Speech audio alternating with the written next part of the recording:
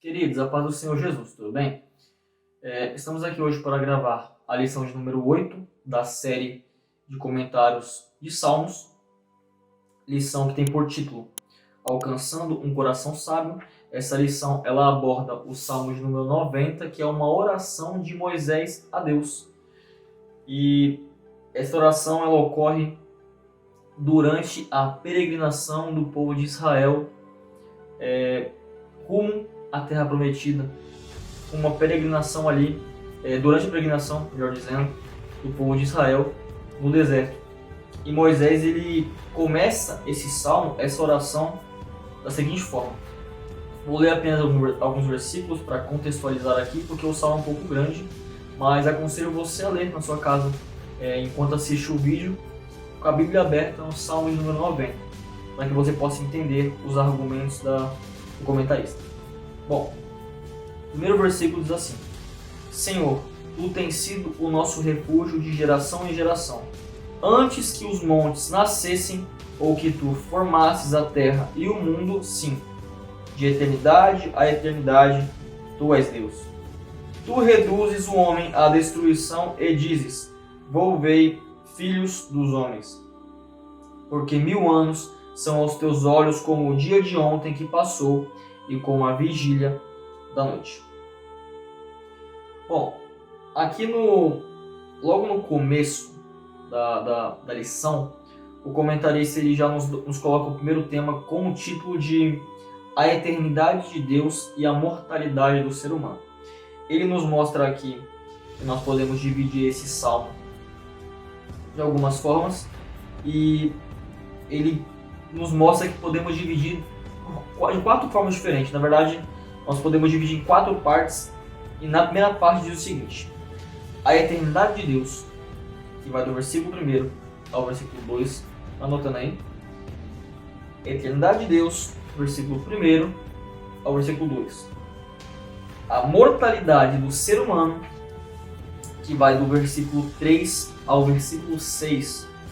O reconhecimento de que o salmista está sob a ira de Deus, ou seja, Moisés sabe que está sobre a ira do Deus Altíssimo, e este trecho se encontra do versículo 7 ao versículo 12.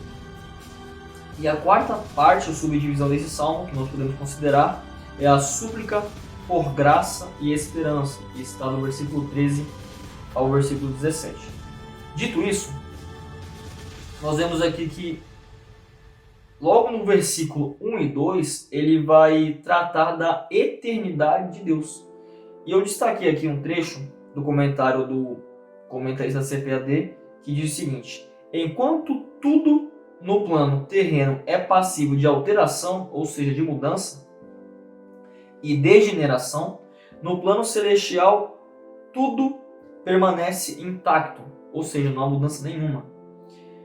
Glorioso e poderoso, não pode ser alterado, não pode ser destruído, não pode ser transformado, a não ser que fosse da vontade do Senhor. Colocando apenas essa vírgula, né?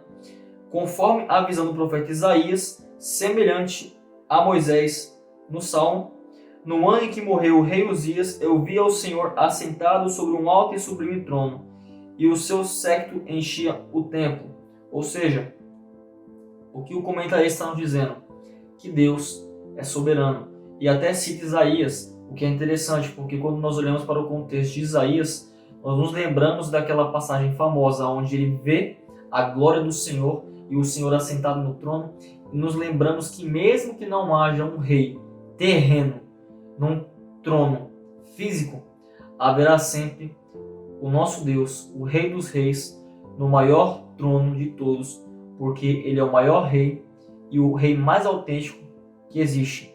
É o Rei dos Reis e Senhor dos Senhores. Então, por mais que o mundo esteja um caos, por mais que não há governança, por mais que não há reis, talvez nos tronos, haverá sempre o grande rei, o Rei de Israel, no trono celestial. Amém? Ele também diz aqui no versículo 3 ao 6, como eu disse para vocês, a mortalidade do ser humano. E eu destaquei aqui que, em outras palavras, diante da eternidade de Deus, a vida do ser humano ela é curta e passageira. Ou seja, mesmo que A glória de Deus, ela não passa, ela não pode ser destruída, ela não pode ser finita, né? Na realidade, ela é infinita, ela não acaba. A vida do ser humano é o contrário, pelo contrário, ela não é eterna, ela é curta e passageira. E marquei aqui um trecho de Tiago, capítulo 4, versículo 14, que diz: Digo-vos que não sabeis o que acontecerá amanhã, porque que é a nossa vida? É um vapor que aparece por um pouco e depois se desvanece. Ou seja, Tiago dá esse exemplo de que nossa vida é como um vapor. O que é um vapor? Um vapor aparece aqui e simplesmente desaparece. Assim como uma nuvem que com o próprio vento pode ser varrida para longe. E diversos aspectos de coisas que podem acabar num instante. Então nossa vida perto da eternidade de Deus ela não é nada. Então fica a pergunta para nós.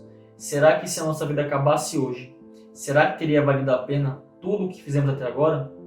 Será que nós seríamos recebidos por Deus? Ou será que nós teríamos um fim no fogo eterno? Bom, por que estou dizendo isso de forma tão direta? Estamos na lição número 8. Você pode voltar às outras lições se quiser. Mas eu acredito que nesta altura do campeonato, né, por assim dizer, já não é segredo que exista céu e inferno. Quando a vida acaba, só há duas opções, só há dois destinos. E esse destino você só pode escolher até o dia da sua morte ou até o dia que o Senhor nos arrebatar coletivamente, arrebatar a igreja, melhor dizendo, ou arrebatar indivíduos, irmãos, coletivamente. Amém? Bom, ele também aborda aqui pensando na finitude para alcançar um coração sábio. Eu destaquei aqui que nós devemos saber quais são as coisas que valem a pena. Nós temos que selecionar as coisas que valem a pena. Porque como a vida ela é passageira, como eu disse aqui, como a vida ela é rápida, como a vida ela passa muito rápido, nós não podemos perder tempo com escolhas superficiais. E eu gosto de destacar isso. Entenda, as suas atitudes demonstram naquilo que você está focado. Se você, mesmo estando dentro da igreja, age com uma atitude de pessoas que não estão ligadas a Jesus, você prova com as suas atitudes de que a sua prioridade não é Cristo. Melhor dizendo, você prova que as suas escolhas no contexto eterno, elas são superficiais. Se você está dentro da igreja, se você diz meditar na Bíblia, se você diz orar, se você diz ter devoção ao Senhor e está preocupado com fofoquinhas, está preocupado com disse-me-disse, está preocupado com coisas dessa terra, me perdoe a franqueza, mas a verdade é que você não está preocupado com as coisas do alto, que são as coisas que são realmente valiosas para um cristão, para um filho de Deus. O restante são, como a lição diz, coisas superficiais e como a nossa vida é curta, não devemos perder tempo com elas, meus amados. Bom, assim podemos aprender com Jesus e os seus apóstolos, e principalmente aqui, neste contexto com os apóstolos, de que eles tinham plena consciência que a sua vida era terrena, ela era finita, ela era passageira. Então nós vemos aí diversos momentos onde, por exemplo, de Estevão, estava pregando perante o Sinédrio, ele não estava preocupado com a sua vida terrena, pelo contrário, a preocupação dele era fazer a vontade do Senhor, porque sabia para onde ele ia. Enquanto muitos esperavam uma defesa da parte de Estevão, pelo contrário, ele usou aquela oportunidade de se defender para pregar o Evangelho. Porque de que adianta defendermos a nós mesmos se muitas das vezes, primeiramente, Cristo não precisa de ajuda, Cristo não precisa de defesa. É bem verdade. Nós, se estivermos em Cristo, não precisamos de defesa, porque estamos nele. Ele não precisa, nós não precisaremos. Agora, por que Estevão prega? Porque diferente de uma defesa, diferente de uma argumentação desnecessária, é a pregação do Evangelho. A pregação tem por intuito conversão, levar pessoas a Cristo. E muitas das vezes até mesmo nossos acusadores, muitas das vezes até mesmo aqueles que querem nos matar, nos perseguir, ou até mesmo apedrejar, olhando para Estevão, Pense nisso. Muitas das vezes, esses também são alvo do amor de Deus. Amém? Bom, portanto, com Jesus e os seus apóstolos, nós aprendemos que quem olha para o céu lida muito melhor com as coisas da terra. Glória a Deus. O segundo tópico diz que tem por título o seguinte: conscientizando-nos de nossos equívocos. Agora ele vai trabalhar aqui sobre a ira de Deus, que retrata o versículo 7 e o versículo 8 de Salmos. O salmista reconhece que o povo está sob a ira de Deus, primeira coisa. E essa ira divina chegou por causa dos pecados que não estão mais ocultos. Ou seja, a ira de Deus aqui, ela é resultado do pecado. A ira de Deus é resultado do pecado. E não porque Deus não gosta do povo, como muitos pensam. Não porque Deus é injusto, como muitos pensam. O ser humano não pode pecar contra Deus e achar que não irá entristecê-lo e posteriormente irá-lo. E por que eu digo isso? A palavra nos mostra que Deus ele é na realidade tardio a se irar. Porém, ela não nos mostra que ele não se ira. Por que isso? Deus é muito misericordioso, meus queridos. Ele te dá inúmeras oportunidades para o seu povo. No entanto, quando a conta chega, a ira do Senhor ela é inevitável. Amém? Bom, nós devemos entender que essa ira é resultado dos nossos pecados, e o comentarista também nos mostra aqui que não adianta nós culpabilizarmos os outros, ou seja, nossos pecados são nossos pecados. Não adianta falar eu pequei por causa dele, por causa dela, por causa do pastor, por causa da pastora, por causa que alguém falou de mim, por causa que alguém não falou. Não. Você peca, eu peco, nas minhas ações, nas suas ações, por vontade própria ou por deslizes próprios, não por causa dos outros. Eva foi influenciada por uma semente, por uma serpente na realidade, é bem verdade. Só que não tem nenhum contexto desta passagem onde você não pode ver que foi uma escolha. Está muito claro na Bíblia o livre-arbítrio. Está muito claro na Bíblia a escolha, o poder de decisão. E escolheu errado, plantou coisas ruins, plantou más escolhas, vai colher o resultado correspondente a essas decisões. Amém, meus amados? Bom, então ele diz aqui também que precisamos aprender a conhecer e identificar e nominar os nossos pecados, até porque todos eles estão perante os olhos de Deus e eles não estão ocultos aos olhos do Senhor. Ou seja, só pode ser tratado um pecado quando nós confessamos, quando nós o identificamos e quando nós o nominamos. Olha, este pecado aqui, ele é o pecado da mentira. Não, olha esse pecado aqui, ele é o pecado da falsidade. Não, olha esse pecado é o pecado do adultério, da traição, enfim. Por quê? Se você não reconhecer o seu próprio pecado, e detalhe, Deus ele não é padre, você não confessa pecados apenas para se sentir melhor. Quando você confessa os pecados para Deus, é para que haja uma transformação verdadeira. Evidentemente, com todo respeito aos padres, né? Só é uma analogia para dizer que o ser humano não pode fazer por você o que só Deus pode fazer. Amém? Bom, o segundo subtópico diz: não podemos desperdiçar a vida. Já falamos um pouco sobre isso, mas eu grifei aqui. Certamente você não deseja envelhecer de uma maneira que não agrade a Deus. Imagina olhar para trás e pensar: poxa vida, eu podia ter feito muito melhor, não é mesmo?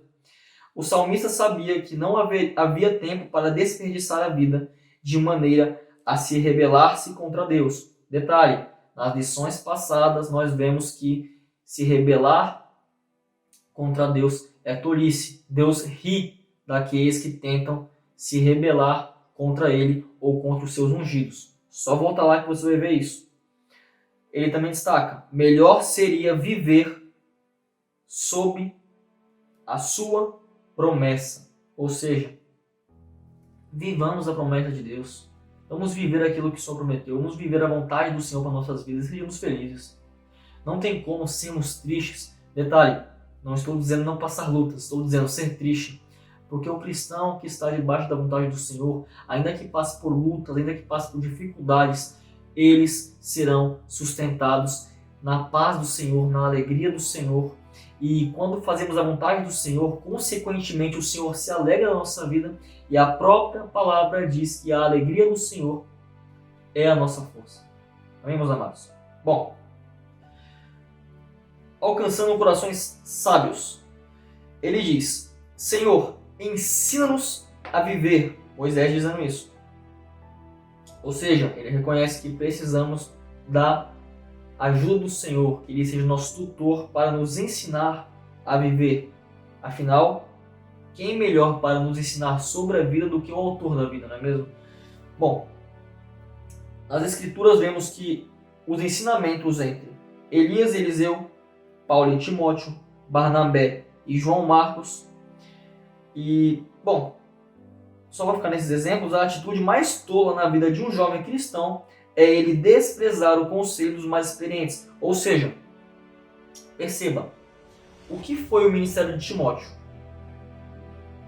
Quando lemos a mensagem, vemos que ele foi muito bem instruído por Paulo. E isso foi crucial para o seu ministério. Mas e se ele não tivesse ouvido? Você lembra da história da divisão dos reinos de Israel? Você lembra como tudo começou?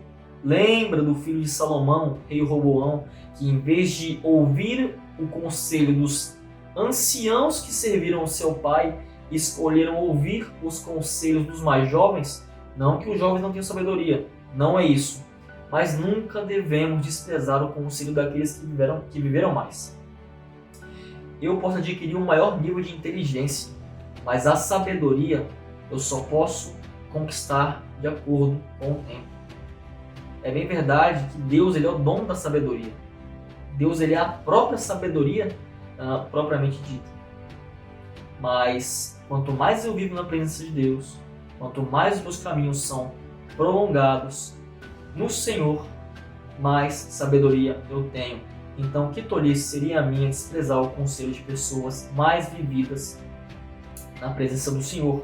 Assim como exemplos claros também de João Marcos, que foi ali acompanhado por Barnabé, e também de Eliseu, que foi o sucessor de Elias.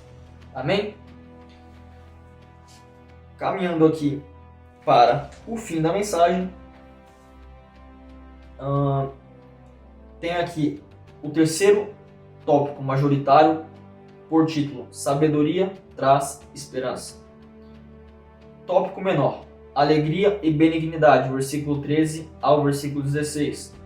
Eu grifei aqui o seguinte para nós: às vezes colhemos frutos desagradáveis de uma vida pregressa na contramão dos valores de Deus.